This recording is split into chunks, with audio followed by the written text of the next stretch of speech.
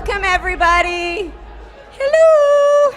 I'll sing if you don't stop talking, and I'm not very good. A few people in here have heard me sing, and it is not a good thing. He can attest.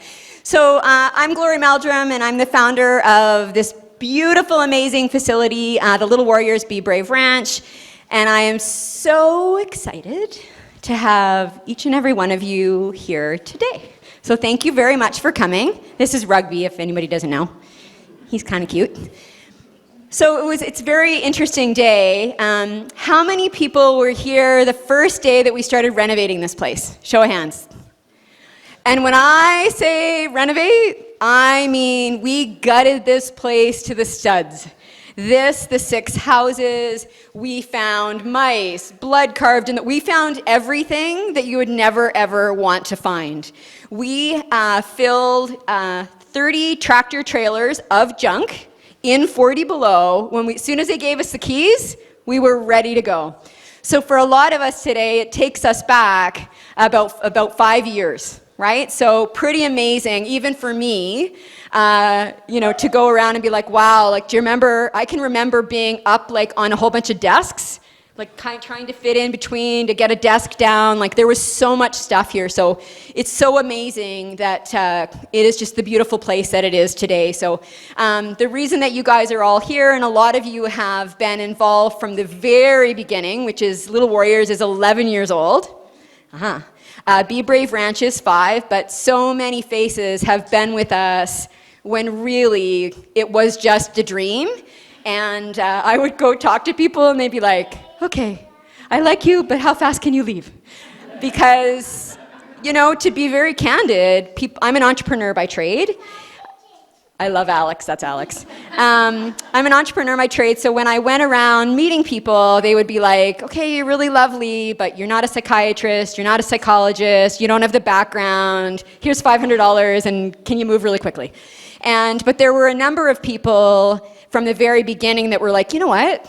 I think with the right people and community support, we could totally do this and pull this off. And so it is nothing, honestly, short of a miracle that Albertans built this facility. And I'll tell you, this isn't, it's interesting, when Theo Fleury came out, he said to me, he goes, I thought it was one house. I was like, really? Like, he's a really good friend of mine. I'm like, dude, I wasn't gonna buy one house. We were gonna buy like 8 houses on like 130 acres. And so it's interesting that this is the one, the only trauma-informed treatment center in the world. There is not another anywhere else. Like, that's pretty cool. Little Alberta, we've had kids come from Australia, US, and mostly they come across Canada. About 50% are from Canada, across Canada, and then 50% are from Alberta. But this is the one, the only, which is really, really, really, really cool. So this logo, I was at a conference in Montreal, and I'd always wanted to do something. So 4 kids that had been sexually abused because my grandfather was a serial pedophile. So I was abused from 8 to 10 when I lived at his house. So that's why I started this organization. And I would always say to my assistant in my business, I'd be like, find me an organization that I can give money to and then I can help that deals with child sexual abuse. And God love her, she'd keep coming back and she's like, but Glori, nobody's doing long-term care. I'm like, you're not looking hard enough. So honestly, for years, I would send her back. And I ended up being at a conference in Montreal and heard a man speak. His name was David Ash, and his mom had lived and died on the streets of Vancouver. And when she passed, he gave basically a whole bunch of his money to start the first women's shelter for domestic violence in Vancouver. And I was sitting in this conference, and I literally started bawling, and there was like 3 women and 500 men, so that was interesting. And so I started crying, and I had this pad of paper that they give you at these conferences, and I'm like, it's Little Warriors. We're gonna do prevention and advocacy, and we're gonna build a center. And it was true story. I sketched this logo, okay, and my other business is a marketing business, and you don't want me sketching your logos. I actually sketched this on that pad of paper, and I had seen something similar the night before at a restaurant. So this logo is, has been a part of me for a very, very, very long time. And the reason that I called it Little Warriors is that I believe that all kids that have been sexually abused are little fighters. That if you don't fight, you don't live.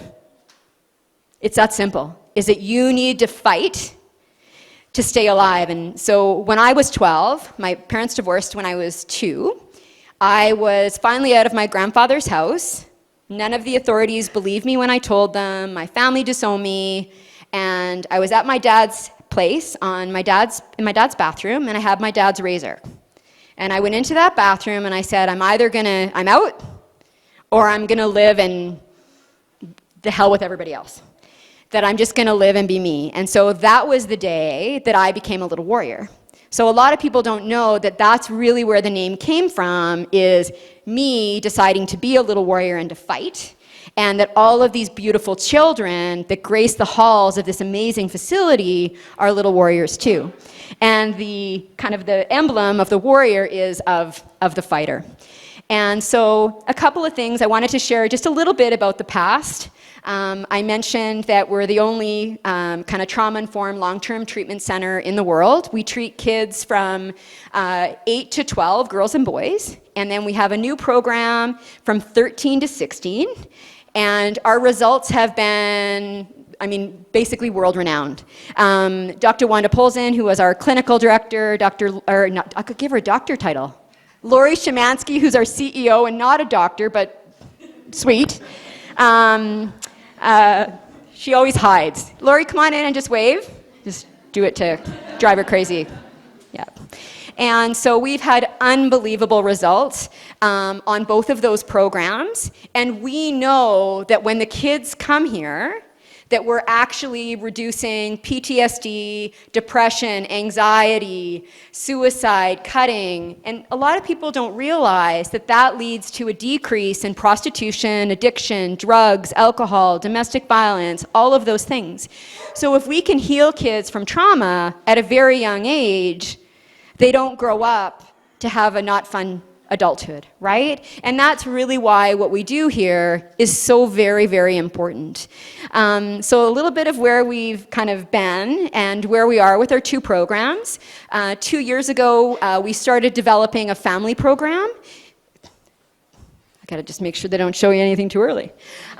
We developed a family program because we realized that a lot of the kids that came here, that their moms and dads and brothers and sisters, that they needed help too.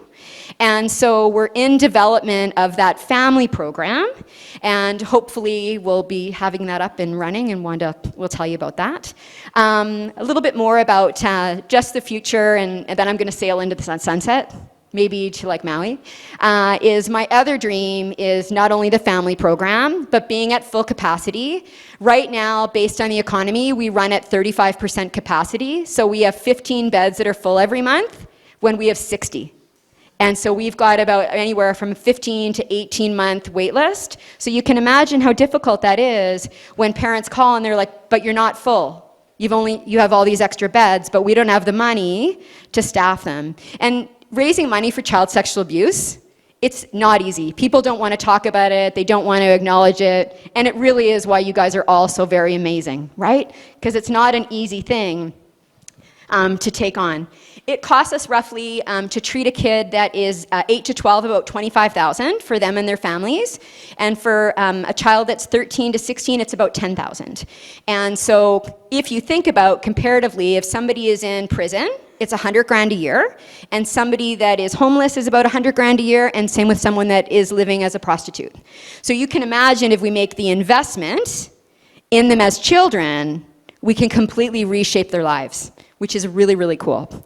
So a little bit about the past, a little bit about the present, and future, talked about the family program. And my last thing that I want to do once we fill this place up, get the family program, is part of my original vision was to build not only the first children's treatment center in the world, but the first adult program for trauma survivors like me, because there's nothing except 1-hour counseling. And I can't count how many sessions I've ever had, because it's probably in the thousands. And so we want to open up a similar facility, and we've got 130 acres here. So that's kind of the last piece of the puzzle that we want to do, because treating adults is a lot more complex than actually treating kids, right? And so that's a little bit about the past, the present, and the really cool future. I wanted to call somebody up, Dawn Taylor, who wouldn't sit in the front. I asked her. And Dawn has had her niece. She's been involved with Little Warriors like from day one, 11 years ago. Just put out a book that Little Warriors is in. Was here the very first time, slugging wood and painting and everything. And I'm surprised she doesn't have a Little Warriors tattoo, but we could arrange that. But the reason that I wanted Dawn to come tonight is that Dawn's niece actually attended our facility and went through the Be Brave Ranch program. So she is going to share the family's experience and the experience of her niece and what it was like to come to the Be Brave Ranch. So thank you. Hello. So I am a survivor myself of sexual abuse. It was my uncle, and I was 14. And first time I came out here, I was looking for some way to give back. And I came out here and stood upstairs in one of the back offices and bawled my eyes out, going, I wish this had been around when I was a kid.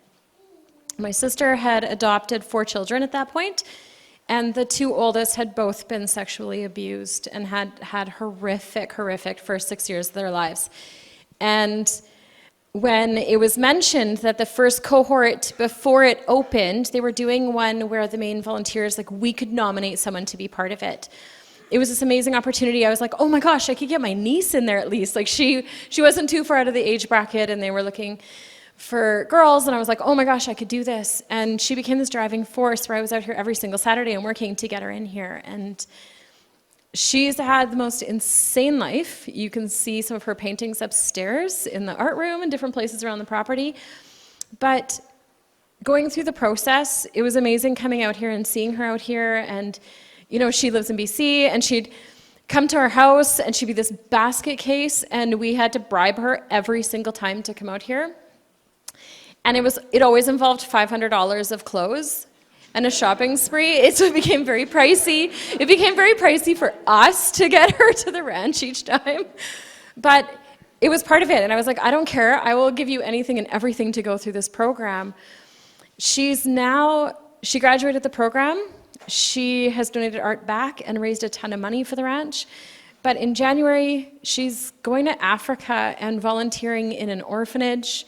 She's 19. She's graduated with honors. She's in a very healthy relationship with a beautiful, very safe young man that we like to torment. And it's amazing. It's so cool to see how this property changed her trajectory. Her older brother wasn't that lucky. He couldn't be part of the program. He had aged out of it, and he's not living that life. He's a very, very hurting young man. He is working, he's coping, but not to the best of his ability. And his sister, I know, has even felt guilt at times over why did I get that opportunity and he didn't? And I said, yeah, but now you go ahead and you turn this into something beautiful and amazing. She's also been accepted into UVic. She's going to be going because she wants to be an art therapist. So she wants to come back here and work at some point in her life. And it's because of this facility. It's because of this facility and people like you guys that have donated the money that she even got to go through that in the first place, and that she got to be part of it. So thank you.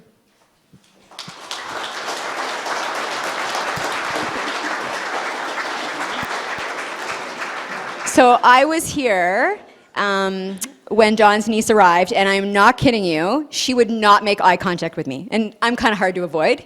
And I would be like, hi, how are you doing? And she would anything to avoid it. And I was here when she graduated, and I am telling you, that was not the same kid. Not the same kid. And so our clinicians here are Mel's at the back. Any other staff, Rona's, Anna's here, art therapist. Obviously, Dr. Wanda Polzin. We have an amazing, amazing team here, which also includes For Like a Dog named Rugby.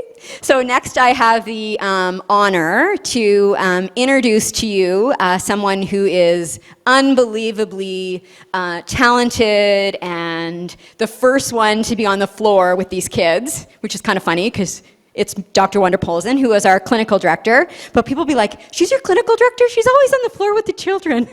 I'm like, that's just Wanda. So I'd like to invite her up, and she's going to tell you a little bit about some of the results that we've had, the future, talk a little bit about our cute little four-legged guy that we got from Dogs with Wings. So, Dr. Wanda Polzin.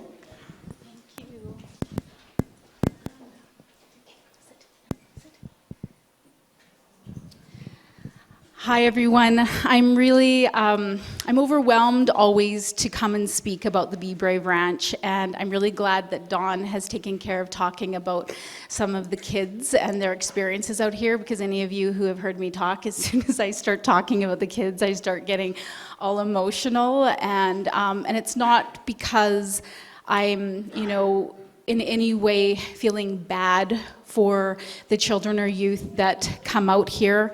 It's because of the joy and the experience that I know that they get to have, and the healing that happens. You can see Rugby interacting with little Alex up here, and this is sort of how he is. So Rugby is a therapy dog. He is a service dog who's come to us in partnership from Dogs with Wings. We're very, very fortunate to have Rugby join our clinical team. He is a co-therapist, and while he's wearing a vest, he knows that he is working. What I want to talk a little bit about is our program and why I think that it's important for us to continue to exist and continue to flourish. As Glory talked about, we started out initially actually doing a prevention program, and we still have the Preventive Program, and the Preventive Program we offer completely free of charge. Our Preventive Program is offered to everyone across Canada, the United States. We have a 90-minute online program that offers a certificate program. Many of you I know have taken it. Many of you are also facilitators of the training. And the way that we are able to facilitate this kind of training is through volunteers. The reason that I'm taking time to talk about it is because we actually, per year, are training people on prevention of child sexual abuse, about 4,000 people a year. So we don't ask for funds to do that. We have volunteers very committed, and it's kind of the way that we roll around here. When I look out at all of you, I see many people who come to many events. I know that there's people in this room who spend an enormous amount of time and energy to make this place what it is, and we can't be doing the work that we do without you.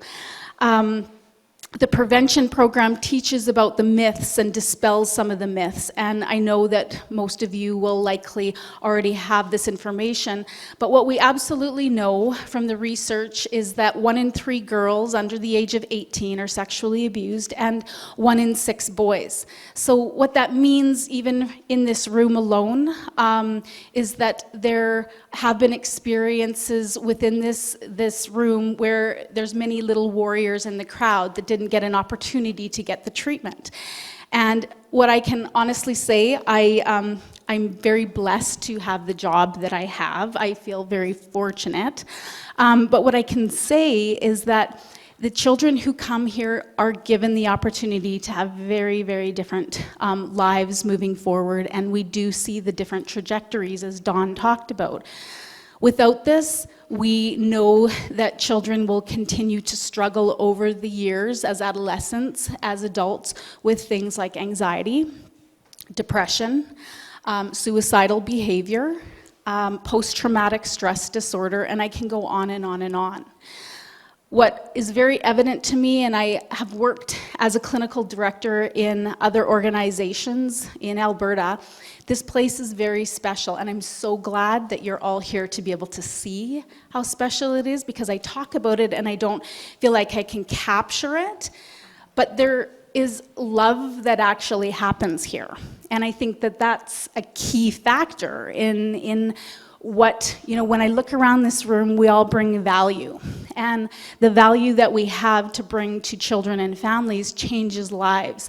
And the work that's done here, we don't just say that, we believe it, but we're also researching it. And, when I've worked in other organizations, and I'm not going to name them, but we often talk about outcomes. And outcomes, as therapists, we can say, we believe that this child is getting better, or we believe subjectively that there's improvements being made. And I think that's really important. But I also think that the work that we do and the money that gets put forth, because there's so many different things to be considering when you're considering your time, energy, money to be put forward to something. We're measuring it, and we're measuring it in a way that scientifically proves that the treatment approach that we have is successful at reducing this is going to surprise you. In 12 days, which is our first cohort, the way that we operate is we have 4 cohorts over the course of a year. In our first cohort of 12 days, reducing PTSD, anxiety, depression, up to 50%. So any of you who know anyone or yourself struggles with anxiety, depression, post-traumatic stress, if somebody were to say to you, give us 12 days and we can decrease the symptoms of that, you would say, not possible, not possible. We're proving that through our partnership with the University of Alberta. We have a scientific and clinical council that's working on this. And the other piece that's really important to us is that we continue to work and collaborate with partners in our community and across Canada who are also doing fantastic work. Like Glory said, the work that we do and the program that we offer is really at what we would consider an acute or very specialized end of the spectrum for treatment. There's other organizations that are providing, treatment, mental health treatment, addiction treatment, but we are very specialized in the services that we offer. Our therapists are amazing, but we can't have amazing therapists and amazing programs because one of the key aspects clinically for me is that we get to be innovative in the work that we do. Lots of times, and previously in my history working other places, it's very difficult to actually be innovative. You're told that you have to deliver a certain amount of you have to have a certain amount of intakes, for example, that doesn't actually properly address the needs. So what outcomes tend to be measured out there are about numbers coming in versus actual positive outcomes. And if you don't believe me, I'm happy to share resources and references with you. What we are doing is we're not so concerned about getting numbers in, although obviously we'd like to serve as many people as we can. We're really concerned about how do we do the best and the right thing in terms of our interventions. How do we do that the best so that we can share it with other people across the world? And we are doing that also by sharing everything that we do. We're completely transparent. We're being asked to put books together, resources together to share. This afternoon I was in Calgary, last week in Montreal, and we're doing this at our cost to be able to share so that more people can receive the services. So, I can go on and talk about this place because it's so awesome. But, it does take a lot of energy. It takes a lot of resources. And, I'm just so grateful for everybody who's here today. And I do want to kind of share a couple of things is in terms of our vision of where we're going. So our results are showing incredible results for our children's program. We have been up in operation with our adolescent program now for 1 year, and in a very mindful way, looking at our outcome measures. And our outcome measures for our adolescents are actually even better, we're seeing initially, than our children's program. And I have some theories about that, but which is awesome. But we have a wait list that is difficult to manage. We're looking at this because as part of our research, we're looking at something called adverse childhood experiences. And this is something that's been developed through the World Health Organization and through 2 epidemiologists in the States. And we're looking at basically not only the adverse childhood experiences of the children that are coming into care for us, but we're looking at how there's a relationship with their caregivers. So what we're seeing is this intergenerational trauma that is difficult, and we would like to try to address it in a really significant, effective way, which means that we are looking at serving children and families together as a system, which probably all of you go, well, that makes sense, but that's not actually how things work out there in the bigger system. There's, adult systems, there's children's systems. We get to be innovative and do what's actually right and what we're seeing to be a proper way clinically, because we can be innovative, because we have this awesome place that's world class. And that our evidence is showing great outcomes. So I'm not going to talk too much longer, other than just to say if anyone has any questions for me after, or if you want to say hi to Rugby, he's got his vest on, but when his vest goes off, he loves hugs and kisses. And what I can say is, thank you, Dawn, for coming and sharing your story. We are seeing that children and adults, this is the first place I've ever worked, by the way, where kids are referring themselves.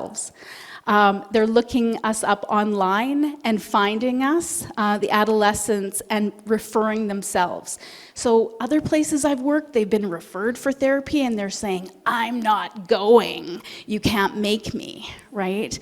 And it's just incredible, the kids and families that become a part of a bigger family, and I just want to send out my appreciation on their behalf, because it's really an amazing place, and because of you, you make that possible. So thank you.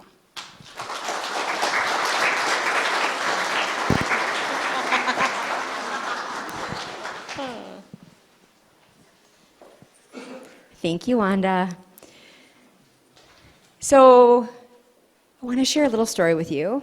In the last 11 years, everything that I have got to do with Little Warriors has been very special for me. But it's extra special for me in the last year because 2 years ago I was diagnosed with cervical cancer. And so when Wanda talks about ACE, which is adverse childhood effects, is that if you've been sexually abused, you're more likely to get cancer, stroke, heart attack, diabetes, any of those things. And I was unlucky that because all of the public has HPV, but there's 2 strands that are cancer. And so I went from being a very healthy 44-year-old to going to the doctor 1 year later and having stage 3 cervical cancer that they didn't know if I was going to die. And so everything that I get to do is so much more for me. It really is so much more for me. So one of the things about the logo is that, and Angus Watts here, he's at the back, he was one of my mentors from the very beginning, and I was a feisty little shit. I fought, I raised money, you name it, every which way I could. But I was a fighter and I wasn't very healthy. I never ever had a place like this to get better. And so that's why we kind of had this logo that really came from, I grew up in a trailer park and very poor, that we had this logo that was all about fighting. And as I battled, and I mean battled cancer, I have a lot of good friends in this room, I really didn't do very well getting cancer in the place that I got raped as a little girl. And took a leave for about a year, and I thought to myself, we're a world-class facility now. This logo, this Little Warriors and this fighter and this little native guy, it's not us anymore. We're about love and we're about hope, right? And inspiring people. And one of the gifts that I got through cancer is that I always used to live in fear my whole life, that I was scared something bad was going to happen. And it took me a long time to get to this place that I'm like, it just doesn't matter anymore. That every single day I wake up, I live, I love, I hug. And I'm like really here just to get shit done and be of service and love people and be there. And so really, even through the darkest of times are the most beautiful, beautiful gifts. And so the big announcement tonight, and I apologize to anybody that has tattoos of the Little Warriors logo. And there's like a lot of them. Yeah, like whole calves, whole arms, backs, the whole 9 yards. And so one of the things that I wanted to do as I healed is represent this world-class organization with a world-class identity and brand and language.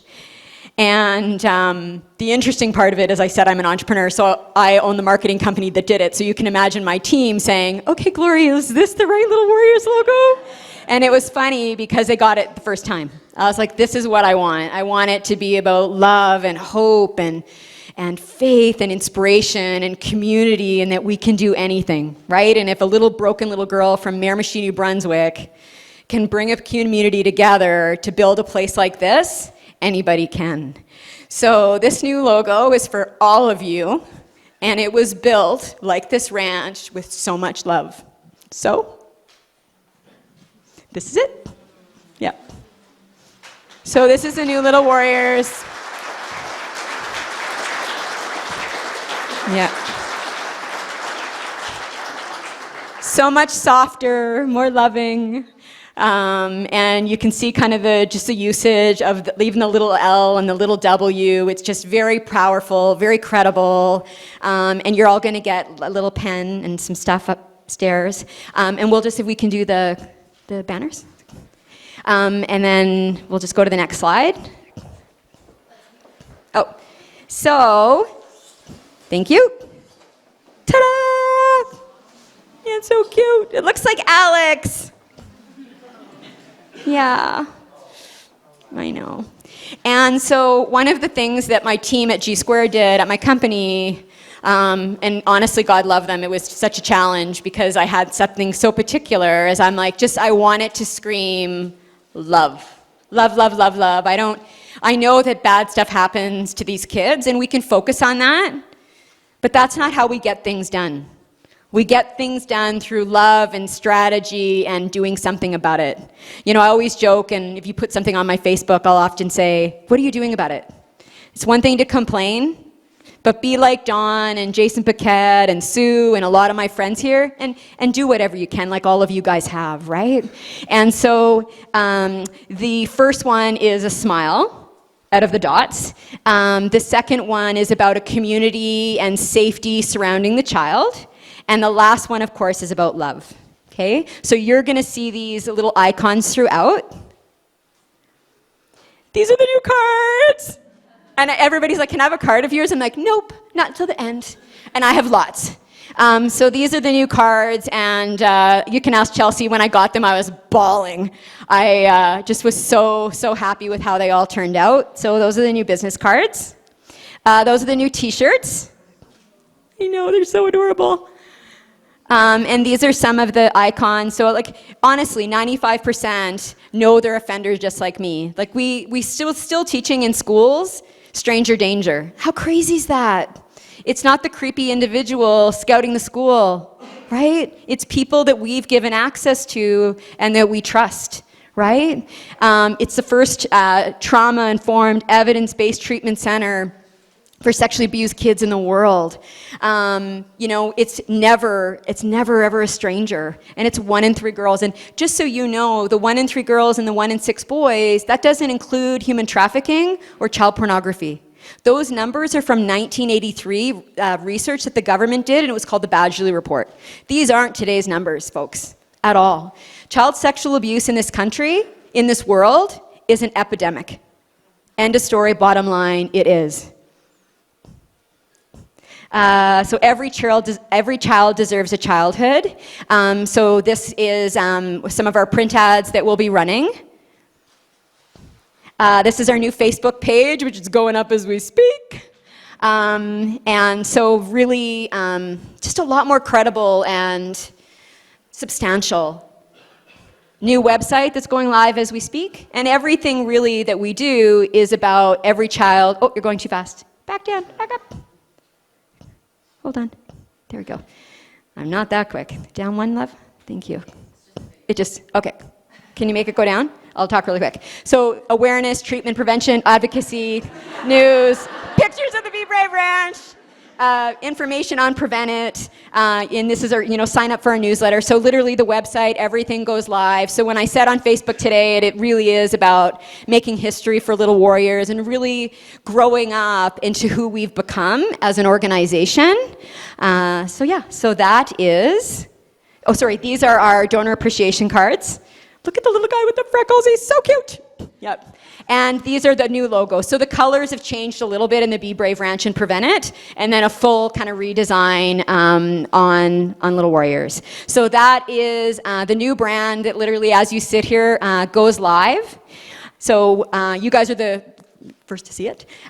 So yes, this is it. Also wanted to say that life is short.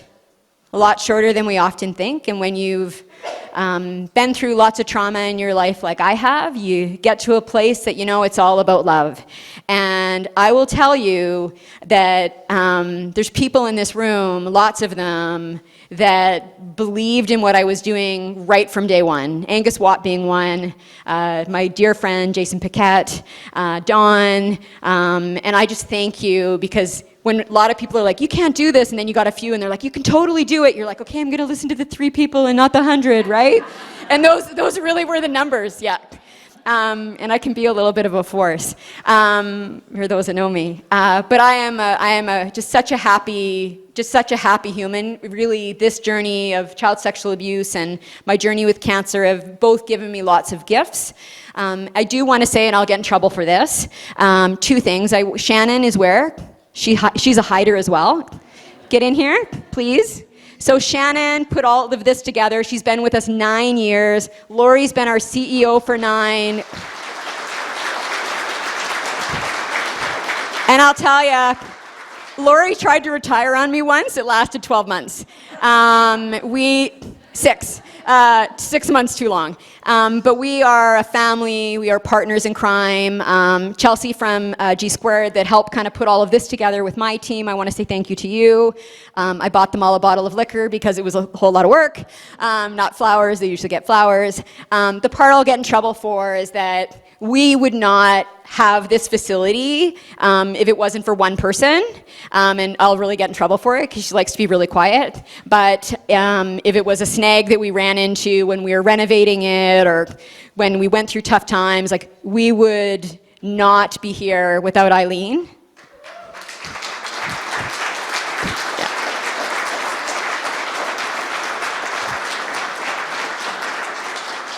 And I will tell you, there are very few people that I love more than her, because not only is she the one that is the angel that kept this place going through all of the stuff, is that she's become a mom to me, which I never ever had. And that is even a bigger gift for me. And I'm kind of a problem child. Maybe that's why my real family didn't like me much.